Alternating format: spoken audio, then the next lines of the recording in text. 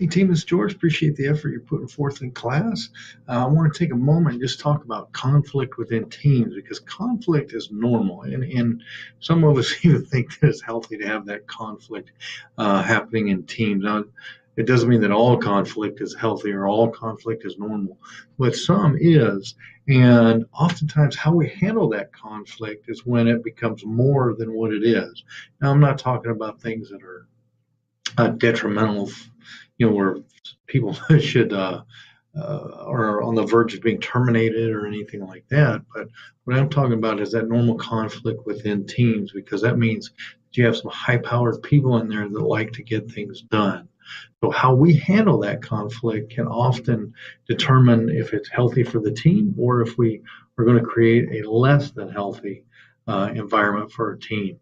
So what I want us to do is I want you to look for the emotion under the words or the conflict. So think of the words as like the symptom, and the underlying emotion is the causal factor.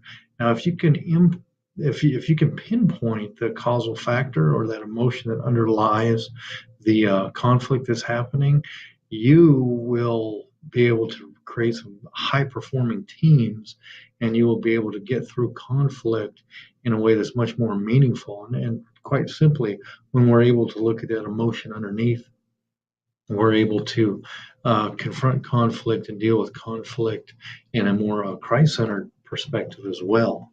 So that's kind of where I come from with that.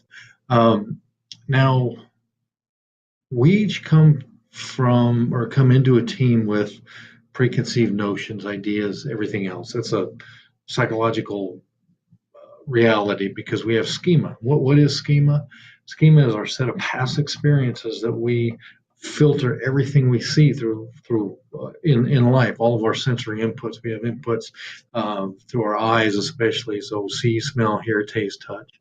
We're taking all that sensory input and we're putting in creating our schema, which is our set of past experiences.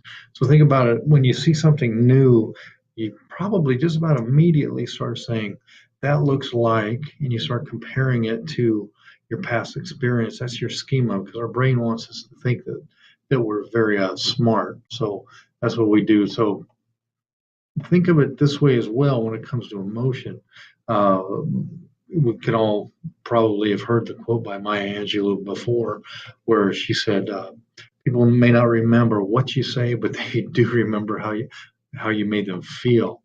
So that's very true because that's that emotion that underlies it. So that emotion is part of our schema as well, and our set of past experiences, how we felt during a certain uh, time or experience links with us as well. So we all carry that with us. So I want to kind of do a little bit, have a little bit of fun with our schema for a moment. Okay, so we're going to dive into this. Let me grab my pen, see if I can write. Okay, so we've all seen, whoops. So we've all seen this word. Here, we have a white screen. Pretty common. Silk. So you've all seen that, probably had it as a spelling word back in elementary school at some point. So say that one with me. Just say it with me. Say silk. One more time, a little bit more commitment to it, conviction, if you will.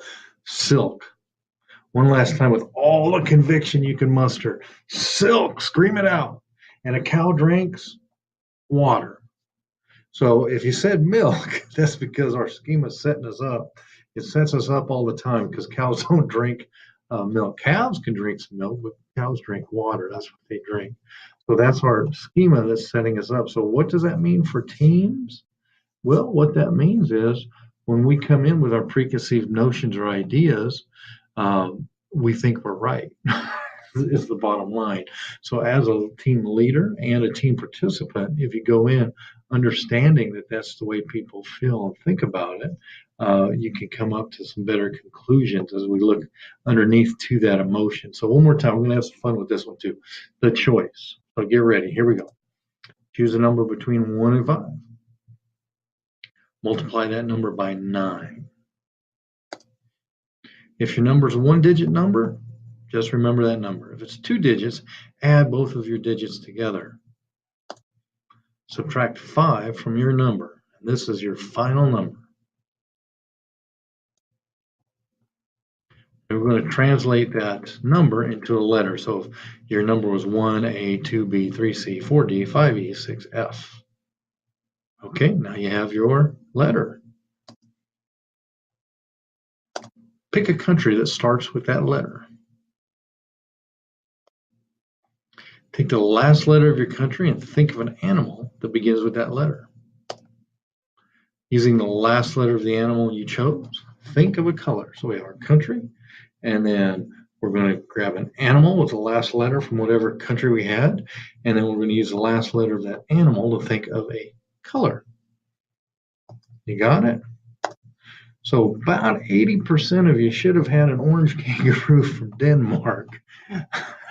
Now, if you didn't, you may have had Dubai as another popular D country as well these days. So Dubai, you can have an aqua.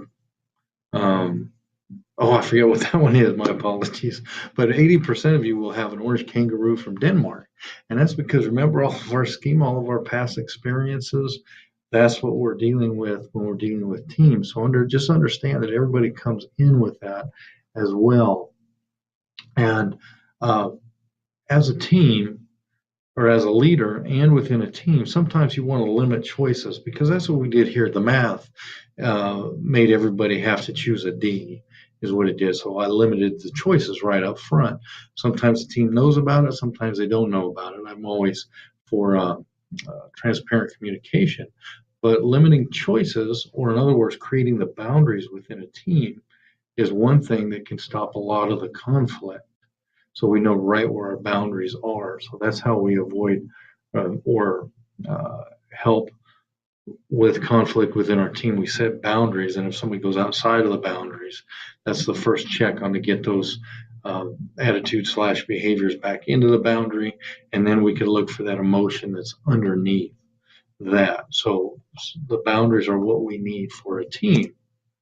So as we're thinking about this, use that lens for understanding. So don't just look at the grand picture. If somebody is creating conflict, look at why they're creating conflict, what emotion is driving that.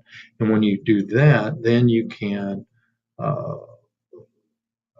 proactively work towards dealing with that emotion that's causing it, because that emotion is coming somewhere from their schema.